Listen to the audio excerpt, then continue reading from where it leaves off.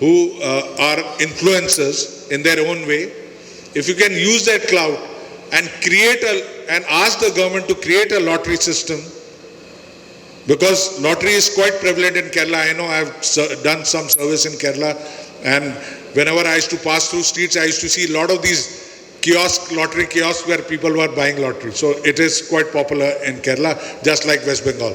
So if you can create and impress upon the government to create a lottery system which can be focused towards provision of support to sports. So UK is a beautiful example of lottery system. The maximum funding for UK sports and Sports England. Sports England looks after the grassroots and UK sports looks after the elite sport, comes from their UK lottery. So it was established in 1994, but after Atlanta, when UK came back with 1 gold,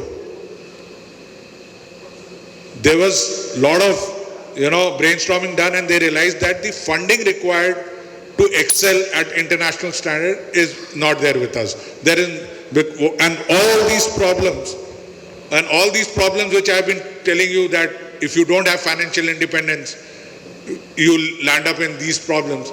Same UK sport was in 1996. Today is in top 3 nations, and it's the only nation who performed better than when they were host nation.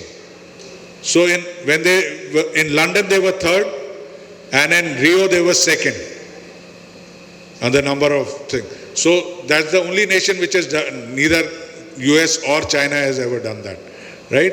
So performed better than what they were. And it all happened through UK lottery. And the UK lottery provides them funding for a 4-year cycle.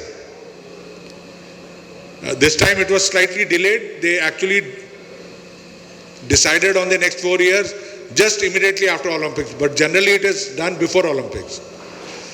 So they give them 4 years sustenance. Obviously the federations themselves also generate a lot of money on that, but I think this time it was 380 million pounds which was allocated to Olympic sports for the next 4 year cycle, which is huge amount of money.